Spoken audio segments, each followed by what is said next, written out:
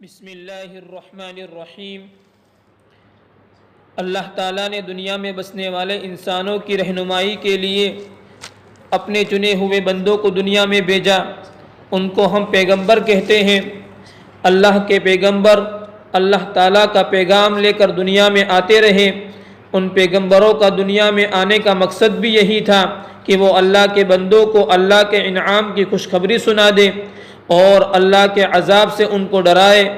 پیغمبروں کا سلسلہ حضرت آدم علی نبینا و علیہ السلام سے شروع ہوا اور ہمارے آقا سرور کونین حضرت محمد مصطفیٰ صلی اللہ علیہ وسلم پر ختم ہوا۔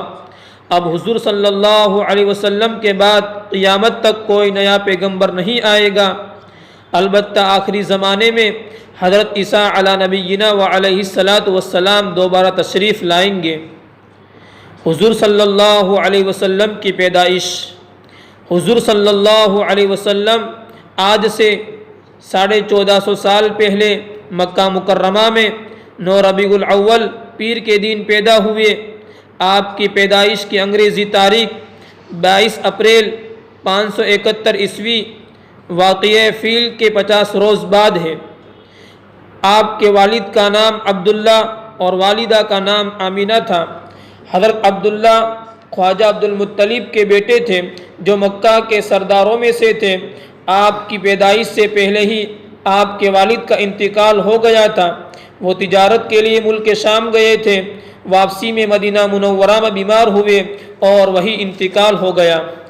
حضور صلی اللہ علیہ وسلم کا تعلق خاندان قریش سے تھا جو مکہ مکرمہ کا معزز خاندان تھا۔ آپ صلی اللہ علیہ وسلم کے دادا کا نام عبدالمطلب تھا۔ آپ کے پردادا کا نام ہاشم تھا۔ ایک مرتبہ مکہ مکرمہ میں قحط پڑ گیا تھا۔ لوگ بھوک پیاس کی شدت کی وجہ سے پریشان تھے۔ اس وقت آپ کے پردادا ہاشم نے روٹیاں چرا کر کے وہاں کے لوگوں کو کھلائی۔ اسی وقت سے ان کا نام ہاشم پڑ گیا تھا۔ ہاشم کے صرف ایک ہی بیٹے عبدالمطلب حضور صلی اللہ علیہ وسلم کے دادا تھے۔ خواجہ عبدالمطلب کے بہت سارے کارنامے ہیں۔ خواجہ عبدالمطلب کے لیے خانہ کعبہ کے سائے میں تخت بچھایا جاتا تھا۔ اس پر صرف وہی بیٹھا کرتے تھے، کسی اور کو اس پر بیٹھنے کی اجازت نہیں تھی۔ جب ہمارے نبی کریم صلی اللہ علیہ وسلم چھوٹے تھے تو کبھی کبھی کھیلتے کھیلتے اس تخت پر جا بیٹھتے تھے۔ لوگ آپ صلی اللہ علیہ وسلم کو اس پر سے اتار دیتے۔ ایک مرتبہ خواجہ عبدالمطلب نے دیکھ لیا تو فرمایا کہ محمد کو تخت پر بیٹھنے سے نہ روکو، ایک وقت آئے گا کہ میرے اس بچے کی بڑی شان ہوگی۔ جب ہمارے نبی کریم صلی اللہ علیہ وسلم پیدا ہوئے تو آپ کی پیدائش کے وقت اور اس کے بعد کے دنوں میں بہت برکتیں ظاہر ہوئی۔ آپ کی پیدائش کے وقت 1000 سال سے آگ وہاں جل رہی تھی جس کی وہاں کے لوگ پوجا کرتے تھے۔ اچانک وہ آگ بجھ گئی۔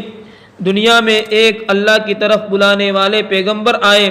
اب آگ کی پوجا نہیں ہوگی بلکہ ایک اللہ کی عبادت کی جائے گی۔ آپ صلی اللہ علیہ وسلم کی پیدائش سے پہلے ہی آپ کی والدہ کو خواب میں بتا دیا تھا کہ ان کے یہاں ایک بابرکت والا بچہ پیدا ہوگا، وہ تمام انسانوں کا سردار ہوگا، اور خواب ہی میں بتا دیا تھا کہ جب بچہ پیدا ہو تو اس کا نام محمد رکھنا۔ محمد کا مطلب یہ ہے کہ تعریف کے لائق۔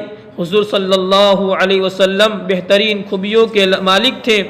شکل و صورت، اخلاق و کردار کے اعتبار سے اس لائق تھے کہ آپ کی تعریف کی جاوے۔ وآخر دعوانا ان الحمد للہ رب العالمین۔